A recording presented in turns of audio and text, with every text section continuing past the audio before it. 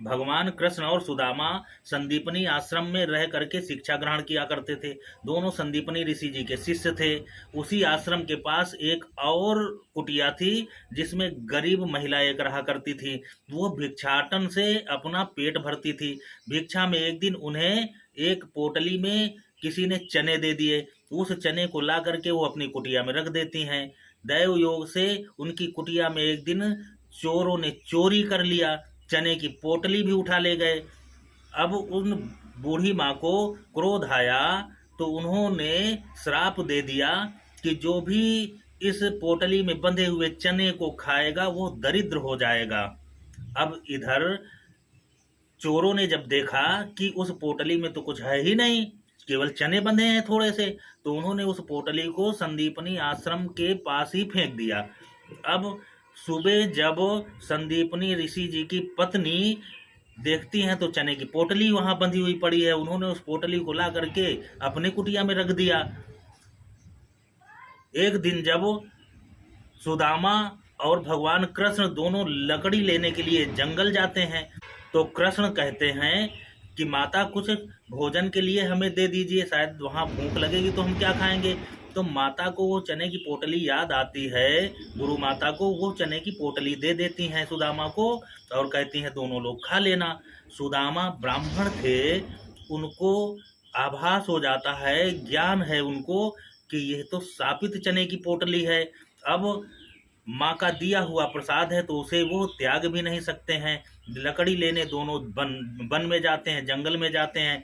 कृष्ण जब सुदामा से चने मांगते हैं कि उन चनों को हमको भी दे दो, हमारे भी भूख लगी है, तो सुदामा की मित्रता देखो कि उस शापित चने को सुदामा स्वयं खा जाते हैं और सोचते हैं कि हमारा मित्र तो राजा है, राज परिवार से है, अगर यह दरिद्र हो गया तो फिर तो बड़ी जगहंसाई होगी और इसको बहुत कष्ट भोगना पड़ेगा। इसलिए वो ना चाहते हुए भी भगवान कृष्ण को चने नहीं देते और वो शापित चने स्वयं खा जाते हैं, जिसकी वजह से सुदामा दरिद्र हो जाते हैं। और ये मित्रता का एक इससे बड़ा उदाहरण क्या होगा। कुछ मूर्ख कहते हैं कि ब्राह्मण तो दरिद्र हैं, भगवान कृष्ण ने उनको राजपाट दे दिया। अरे भगवान कृष्ण जानते हैं कि मित्रता कैसे निभाई जाती है। उस शापित चने को खा करके ब्राह्मण दरिद्र हुआ है और ये कृष्ण जानते हैं। आज उसकी दरिद्रता दूर करने के लिए भगवान कृष्ण ने उन्हें राजपाट दिया है।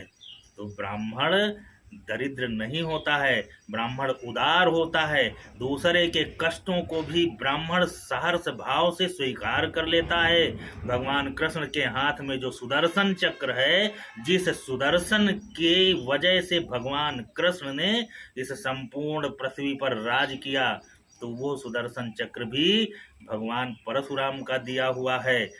भगवान कृष्ण के गुरु ब्राह्मण संदीपनी हैं, तो ब्राह्मण तो सबको समान भाव से देखता है, उदार होता है। ब्राह्मण के लिए कोई छोटा बड़ा नहीं है।